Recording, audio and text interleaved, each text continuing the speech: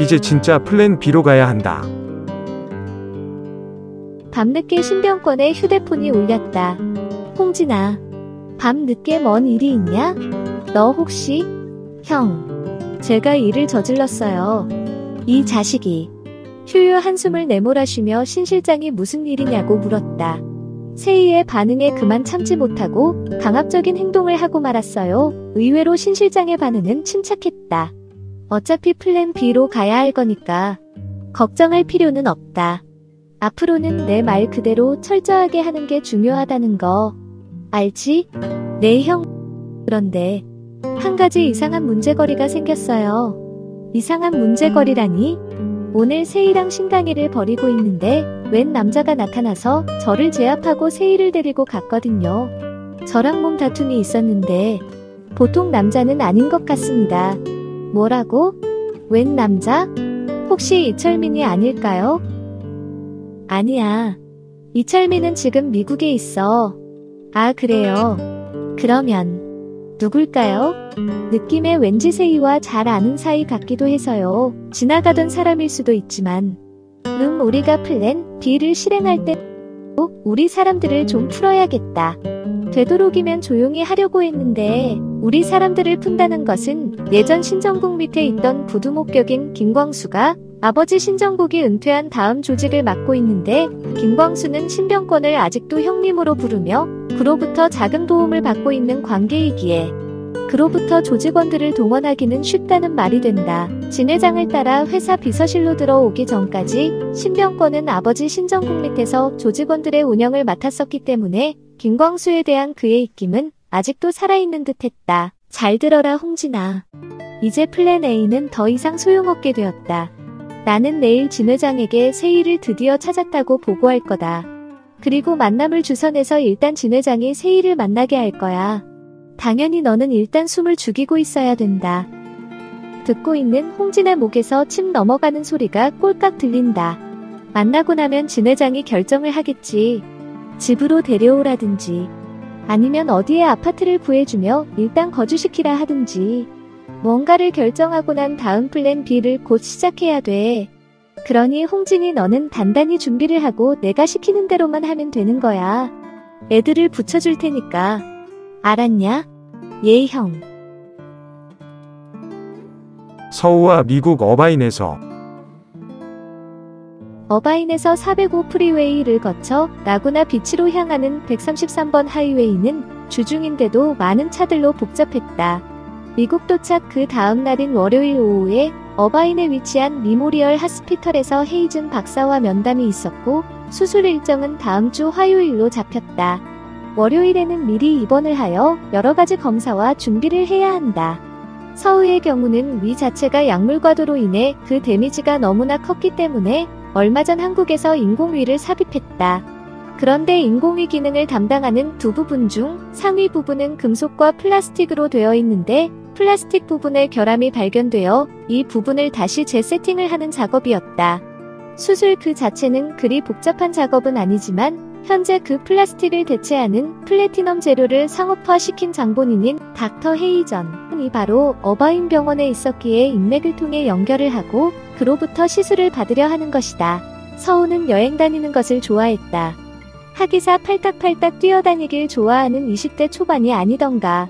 그리고 철민은 서우의 수술 스케줄 일정을 에스코트해주고 미국에 있는 동안 서우가 컨디션을 좋게 유지할 수 있게 기분을 맞추어주고 원하는 것을 되도록 만족시켜 주어야 할 임무가 있기에 수술하기 전에 가고 싶은 곳이 있으면 말하라고 했던 것이다.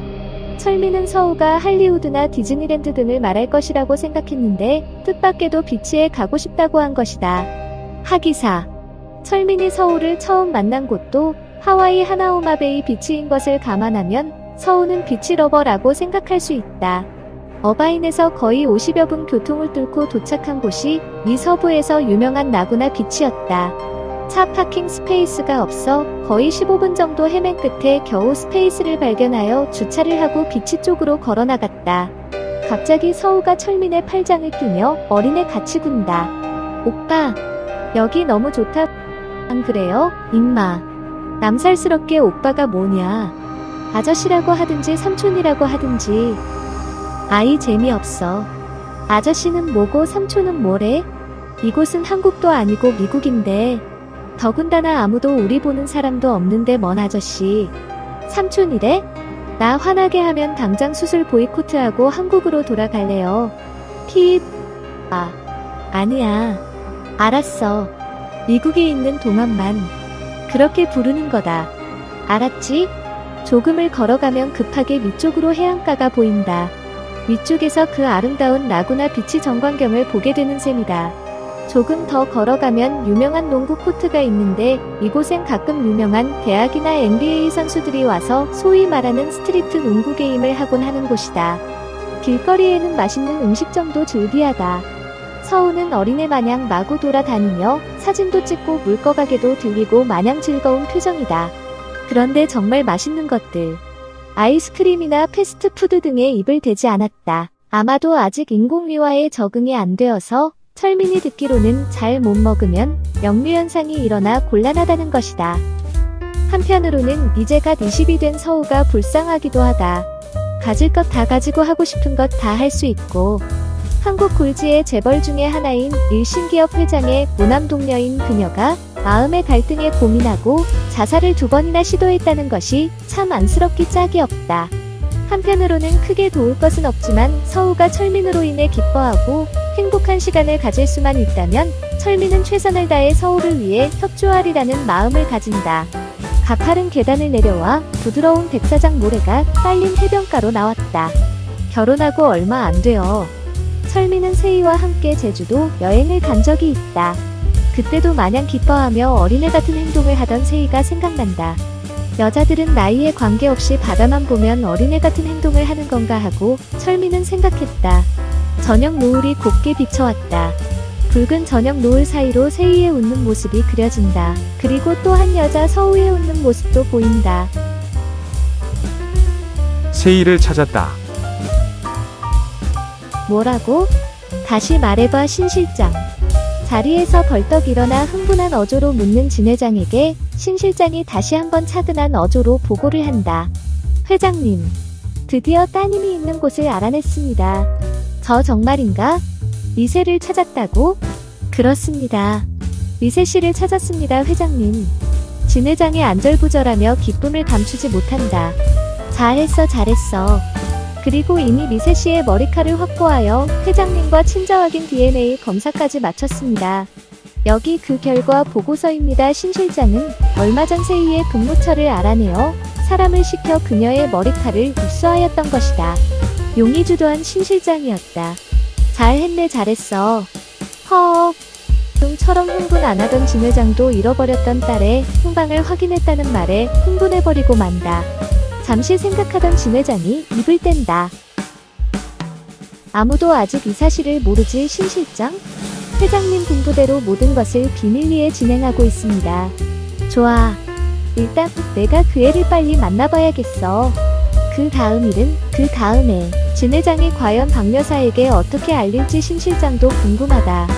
그 다루기 힘든 서우에게 배다른 언니의 존재 사실은 어떻게 알린 것인가도 궁금하고 그러나 이제 플랜 B에 대해 철저히 준비해야 한다는 것을 신 실장은 잘 알고 있다. 이번 일만 잘 되면 나는 거액을 거머쥘 수 있다. 물론 플랜 A가 훨씬 더 매력적인 딜이겠지만 적어도 나는 빈손으로 물러나지는 않을 것이다. 신병권은 주먹을 꽉 쥔다. 신 실장을 만나는 세희. 소설 읽기를 좋아하는 세희. 특별한 일이 없으면 세희는 퇴근 후 집이든 카페에서건 특히 로맨스 코미디, 계통의 소설을 즐겨 읽는다. 금요일 저녁. 퇴근하여 소파에 앉아 어제 시작한 새 소설을 막 읽고 있는데 전화가 왔다. 휴대폰을 보니 모르는 번호다. 받지 않았다. 세희는 모르는 번호는 받지 않는다. 잠시 후 문자가 왔다. 안녕하세요, 장세희 씨. 일신기업 비서실 신병권 실장입니다. 잠시 오늘 시간 좀 내어주실 수 있으십니까? 30분이면 충분합니다. 아무리 생각을 해보아도 왜 일신기업에서 자기를 만나려 하는지 알 수 없다. 헤드헌팅? 내가 그 정도 실력이 있는 능력가는 아니고 머리를 굴리다가 바로 집 앞 카페에서 만나자고 하니 부담도 없고 해서 30분 후에 만나자고 했다. 막 나가려던 세희는 며칠 전 장희를 만났을 때 앞으로 누구를 만나든지 당분간 자기에게 반드시 문자를 넣어둘라고 부탁을 한 장이 생각이 나서 조금 후에 집 앞 로제 카페에서 일신기업 신병권 실장과 만남이라고 간단히 문자를 보내고 로제 카페로 들어갔다. 신 실장이 이미 알아보고 손을 흔들었다. 세희가 인사를 하고 앉아 연방시계를 내려다보며 급하게 묻지도 않고 커피 2잔을 주문했다. 장세희 씨 죄송합니다. 커피 괜찮으신가요? 네, 괜찮습니다. 그런데 무슨 일로? 일단 커피부터 한 잔 드시죠. 커피를 한 모금 마신 신 실장이 입을 연다. 지금부터 제가 드리는 말씀은 일신기업 진 회장님을 대신하여 드리는 말씀입니다. 모든 말은 비밀로 해주시기를 부탁드립니다. 세희는 도무지 무슨 내용인지 알 수 없다. 네 라고 대답할 수밖에. 장세희 씨, 정확히 진미세 씨죠? 아니, 놀란 세희 모습이 완연하다. 이 세상에서 고아원 원장과 엄마 그리고 혹 아빠를 빼곤 알 사람이 없는 자신의 원래 이름을 이 사람은 어떻게 알고 있는 건가? 그리고 이 사람은 누구인가? 어떻게 제 본명을? 진미세 씨가 본명이죠. 미세의 영어식 이름은 미셸. 그리고 지금 개명하여 쓰고 있는 이름이 장세희 씨. 맞죠? 갑자기 불안해지기 시작한다. 막 일어서려는데 신 실장이 미소를 지으며 말한다. 아버님이 찾고 계십니다. 아버지가? 아버님이라뇨? 제 생부를 말씀하시는 건가요? 세희의 몸이 얼어붙는다. 이미 DNA 검사까지 마쳤습니다. 죄송합니다. 아버님께서 급히 서둘라는 지시가 있으셔서 신뢰를 무릅쓰고 진행하였습니다.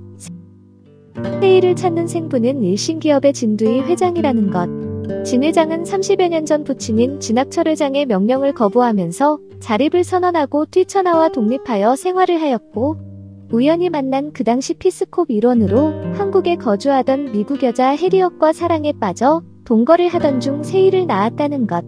미국으로 돌아가야만 했던 해리엇은 미셸을 희망고아원에 맡기고 해리엇과 함께 딸 미셸이 미국으로 돌아간 줄만 알았던 진 회장은 결국 진학철 부친의 압력에 굴복하고 집으로 돌아가 자금의 박 여사랑 결혼을 하고 기업의 승계자가 되었다는 것. 얼마 전부터 부친인 진 회장이 세희를 찾기 시작했다는 것.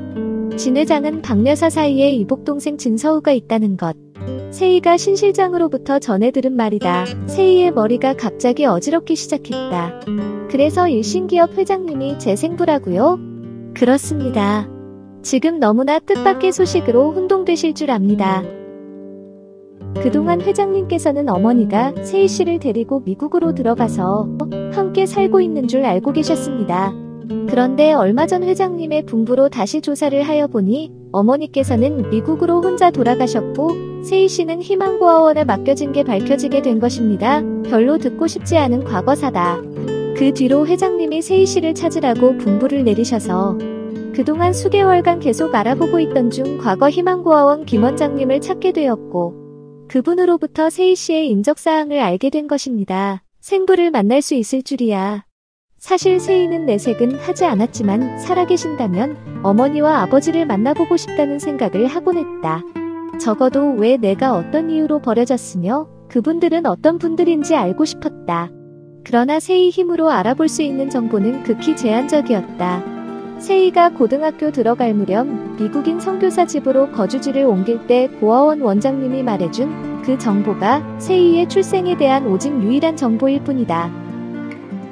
김 원장이 말해준 정보란 아빠는 한국 사람, 엄마는 미국 여자, 아빠는 백수건달, 엄마는 평화봉사단원, 아빠는 본 적도 없고 엄마는 세희를 맡기며 나중에 데리러 오겠다는 말과 함께 미국으로 가버렸다는 것. 그것이 전부다. 꿈인가 생시인가? 세희가 신 실장과 헤어져 집으로 향하는데 전화가 왔다. 장이었다. 문자 받았어. 지금 어디니? 다급한 목소리다. 지금 신 실장과 얘기 끝내고 집으로 가는 중이야. 아무 일 없는 거지? 없어. 장희에게 그 사실을 말해야 되나 잠깐 망설였는데 헤어질 때 신 실장이 한 말이 생각났다. 진 회장님은 이 일이 밖으로 새어나가는 것을 원치 않으십니다. 회사에 관련된 소문은 거의 네거티브하게 작용하기 때문이죠. 진 회장님은 세희 씨를 만나고 모든 것이 정착될 때까지 일단 우리들만 알고 있자고 하십니다. 그러므로 당분간은 혼자만 이 일을 알고 계셨으면 해서 부탁드립니다. 내일 신 실장이 세희를 데리고 진 회장을 만나러 갈 계획이라고 신 실장이 세희에게 말했다. 이게 꿈인지 생시인지 세희는 믿기지가 않는다. 30여 년이 지나도록 아버지를 실제로 만날 수 있다는 생각은 해보지를 않았었다. 그런데 불쑥 아버지가 등장한다. 그것도 한국 사람이면 누구나 다 알고 있는 일신기업의 회장님이 바로 세희의 아버지라니. 앞으로 어떻게 될 것인지. 서우와의 미국에서의 또 하루. 오늘은 토요일. 아침에 서울을 데리고 일본 하이웨이인 퍼시픽 코스트 하이웨이를 따라 올라가며 경치 구경을 비켜주기로 했다. 오늘은 서우가 쇼핑을 하고 싶다고 해서 캘리포니아에서 제일 크다는 델라모 쇼핑센터에 가서 한나절을 보내고 많이 먹지는 못할 거지만 좋아하는 스시를 먹고 싶다고 해서 센타에나 쇼핑센터에 위치한 맛집으로 소문난 스시집에서 저녁을 먹고 조금 전에 들어와 서울을 호텔방으로 데려다 주었는데 피곤했는지 아니면 수수로 급격히 떨어진 체력 때문인지 서우가 금방 잠이 들어버렸다. 덕분에 민철은 살금살금 호텔방을 벗어나 자기 방으로 돌아온 것이다. 대충 씻고 소파에 앉아 TV를 보다가 민철은 무언가가 생각났다는 듯이 휴대폰을 꺼내든다. 미국 오기 전 철민은 루팡 서비스 이정구에게 부탁하여 홍진의 차의 위치 추적기를 몰래 달아놓았던 것이다. 며칠간 휴대폰 앱을 통해 홍진의 차량의 동선을 체크해 보았는데 예상 밖으로 움직이질 않는 것 같다. 더군다나 세희 동네 쪽으론 아예 움직이질 않는 것을 보고 안심하고 있었다. 다행이군. 세희 진 회장을 만나다. 토요일 아침. 신 실장으로부터 10시경에 픽업하겠다고 연락이 왔고 정확하게 10시 정각에 집 앞에서 세희는 신 실장의 차를 탔다. 진 회장님께선 지금 청평별장에 계십니다. 모시겠습니다. 서울의 거리는 토요일이 더 복잡거리는 것 같다. 거의 1시간 반을 달리는 동안 세희의 마음은 착잡하다. 30년이 지난 후 아니 태어나서 처음 보는 아빠의 얼굴이다. 어떤 분인지, 어떤 모습인지, 그리고 얼마나 서먹서먹할지. 세희의 가슴이 콩콩 뛴다. 아직 단풍이 될 시기는 아니었지만 주위의 나무잎들이 햇살에 비치어 아름답게 빛난다. 부모 없이 혼자 자란다는 것이 얼마나 공허하고 불안하고 막막한지 고아가 아닌 사람은 이해할 수가 없을 것이라고 세희는 생각해본다. 어렸을 때 받은 그 마음의 큰 상처는 지금도 아니 영원토록 세희의 마음 한 구석에 자리 잡고 있을 것이다. 시골스런 마을 거리를 벗어나 산 쪽으로 조금 올라가니 웅장한 별장들이 보인다. 약간 뒤쪽으로 떨어진 길을 올라가니 큰 철문이 보였고 신 실장이 휴대폰으로 연락을 한 모양인지 나이가 지긋한 별장지기 아저씨가 빠른 걸음으로 달려와 철문을 열어주고 깍듯이 인사를 한다. 회장님 와 계시죠? 예 실장님. 신 실장이 세희를 별장 현관까지 안내한다. 세희씨, 그쪽으로 들어가시면 됩니다. 저는 잠깐 볼 일이 있어서 내려갔다가 회장님 호출이 있으시면 다시 올라와서 세희씨를 서울로 모셔다 드리겠습니다. 그럼 세희의 대답도 듣지 않고 신 실장은 총총걸음으로 내려가 버렸다. 묘한 기분이다. 이 별장엔 지금 진 회장과 세희 단 둘만 있다는 것이다. 잠시 망설이다가 세희가 문을 열고 들어갔다. 고급 인테리어로 꾸민 별장 내부가 보였다. 세미. 냐? 아. 그 이름을 부르는 사람이 있을 줄이야. 세희는 우두커니 입구에서 걸음을 멈추었다. 진 회장이 나타났다. 희끗한 그러나 단정히 빗어내린 노신사가 보였다. 세미야. 내가 세미구나. 세미야. 갑자기 감정이 폭발했는지 진 회장이 손을 부르르 떨며 소파에 주저앉는다. 아, 세미가 아버지라고 상대방을 불러보는 건 31년 만에 처음이다. 다시 자리에서 일어난 진 회장이 다가와 세희를 안는다. 세미야. 미안하다 미안해. 내가 네 아빠다. 조금 전만 해도 그저 모든 게 생소하고 다소 불안하고 긴장되었었는데 진 회장의 이런 태도에 세희는 비로소 현실을 느낄 수 있었다. 아빠. 자기도 모르게 흘러나오는 눈물. 세희도 진회장을 얼싸안고 울음을 터뜨린다. 오냐, 오냐. 우리 기쁜 눈물 한번 마음껏 흘려보자. 잠시 시간이 흘렀다.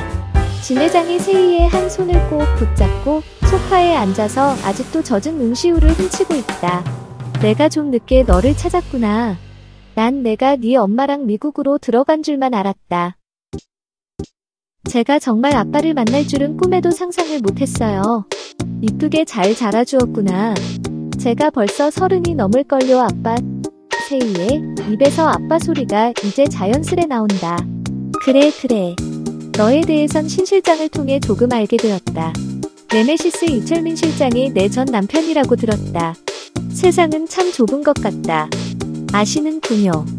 어쨌든 이제부턴 내가 너를 위해 모든 것을 다 해줄 거야. 넌 그저 아빠만 믿고 따르면 된다.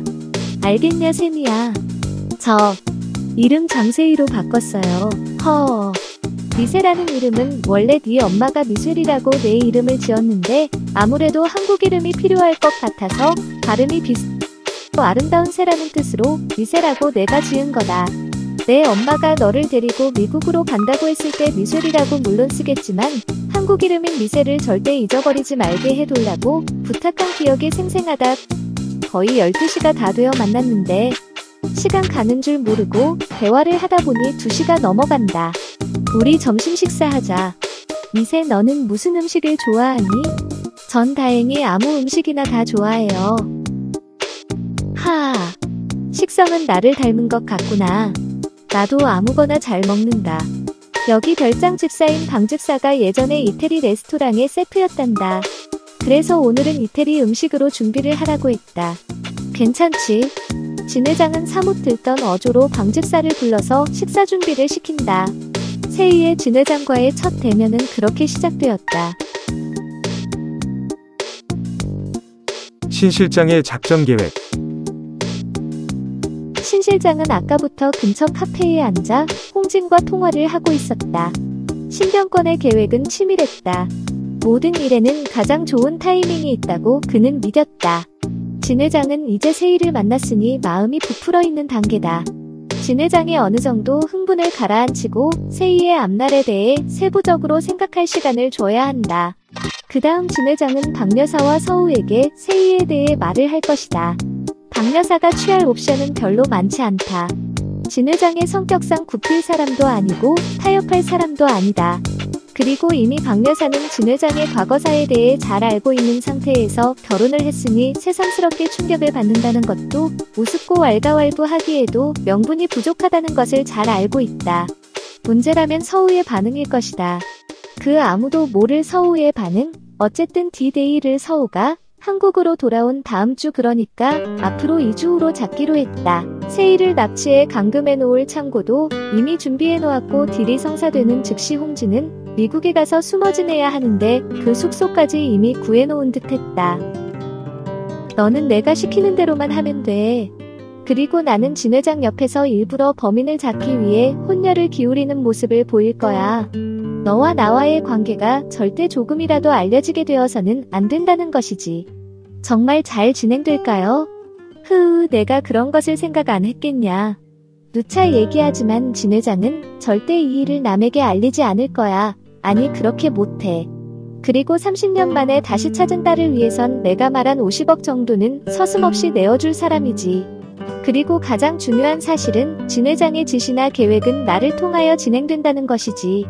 이 말은 우리가 이 사건을 우리 입맛에 맞게 조절해가면서 진행할 수가 있다는 말이지. 형, 이번 일이 잘 끝나면 저에게 약속하신 그 돈 꼭 주셔야 해요. 저도 당분간 미국에서 살 수밖에 없을 텐데 저도 뭔가가 있어야. 녀석아, 걱정 말라니까. 내가 남이냐? 서우가 수술을 마치다. 서우의 인공위 부분 교체 수술은 성공적으로 끝났다. 마취가 아직 안 깨어 산소 마스크를 끼고 침대에 누워있는 서우를 보면서 철미는 측은한 생각이 든다. 이제 갓 20을 넘은 어린 여자애가 이게 무슨 꼴이냐. 세상에 가진 거 다 가질 수 있고 하고 싶은 거 다 할 수 있는데 자살을 2번이나 시도하고 다른 애들처럼 평범한 생활은 가져보지도 못한 서우. 그러면서 민철은 가끔 공상. 아니 망상을 해본다. 민철이 만약 서우랑 어찌어찌하여 결혼을 한다면 아마도 겉으로 보기엔 상당한 부와 권력을 얻을 수 있을 것이다. 무남동녀 딸의 남편인데 굵직한 자리 하나 주지 않을까. 돈이야 평생 걱정 안 해도 될 것이고. 그러다가 자기 머리를 쥐어박으며 민철은 고개를 흔든다. 내가 이런 망상을 하다가 내가 미쳤구나. 그런데 대체 서우는 왜 나를 이렇게 좋아하고 따르는 것일까? 이 점이 민철은 상당히 궁금했다. 병실 천정 쪽에 연결된 TV를 통해 오늘 아침 디스커버리 채널에서 재미난 다큐 프로가 있었다. 태어난 지 하루밖에 안 된 아기 사슴을 두고 엄마 사슴이 어디론가 사라져버렸다. 아마도 근처에서 맹수에게 잡아먹혔을 수도 있다. 그런데 아기 사슴이 휘청거리며 일어나려고 하는 모습을 보고 근처에 캠핑 왔던 할머니 한 분이 다가가 쓰다듬어주며 일으켜 세운다. 할머니가 마침 남아있던 우유를 그릇에 담아 아기 사슴에게 주었다. 그 뒤로는 이 아기 사슴은 할머니만 졸졸 따라다닌다. 어쩌면 이 할머니가 자기 엄마인 걸로 혹은 자기 보호자인 걸로 착각하는지도 모른다. 동물의 세계에선 흔한 일이라고 디스커버리 채널이 말한다. 민철이 고개를 끄덕이며 서우를 내려다본다. 어쩌면 서우도 나에게서 어떤 보호자 같은 감정을 느끼고 있는지도 모른다. 하나우마 베이에서의 자살 시도 때도 그녀가 눈을 떴을 때 내가 있었다. 서울에서의 자살 시도 때에도 서우의 눈에 제일 먼저 띈 게 나였다. 그래서 서우의 잠재의식 속에 내가 마치 멘토나 가디언 같은 이미지로 남게 되었는지도 모른다. 이것은 사랑의 감정과는 전혀 다른 감정일 것이다. 모르는 사람은 서우의 행동을 보고 철없는 사랑의 감정이라고도 말할 수 있겠지만 적어도 철민의 눈으론 아기 사슴과 같은 감정일 것이라고 생각되는 부분이다. 세희는 걱정이다. 서울로 돌아오는 차 안에서 세희는 많은 생각에 빠졌다. 진 회장은 빠른 시일 내에 청담동 집으로 들어오든지 아니면 진 회장이 마련해주는 거처를 옮기든지 하라고 했다. 세희는 조금 시간이 필요하다고 말했다. 당장 급하게 자신의 생활 패턴을 바꾸는 데에 불안감을 느끼고 있는 것이다. 진 회장도 그것을 읽을 수 있었다. 그러면 서우가 도착하자마자 세희를 집으로 데리고 가서 세희의 존재를 알리겠다고 진 회장은 말했는데 이 또한 세희가 간곡히 말렸다. 세희는 원래 무슨 일이든 급격한 변화를 싫어한다. 급격한 생활의 변화, 급격한 주위 환경의 변화. 세희는 그것을 원치 않았다. 진 회장과 세희는 결국 다음과 같은 결론에 동의했다. 결론이란 당분간 세희의 존재를 비밀로 하고 시간을 두어 적응 기간을 거친 다음 내년쯤 적당한 시기에 모든 사실을 밝히기로 한 것이다. 그 대신 세희는 아빠 진 회장이 마련해주는 아파트로 2주에 들어가서 살면서 아빠와 자주 만나 앞날의 계획 등을 얘기하기로 약속했다. 아마도 지금 이 시점에선 그것이 진 회장이 세희에게 보여주고 싶은 많은 마음들 중 가장 쉽게 그리고 가장 먼저 할 수 있는 행동이 아니었을까 세희는 생각한다. 그래서 그것을 받아들인 것이다. 진 회장의 아빠라는 것은 어쩌면 천운이기도 하겠지만 세희에게는 불안의 요소이기도 하다. 앞으로 헤쳐나가야 할 과제들이 많다는 것이기도 하기 때문이다.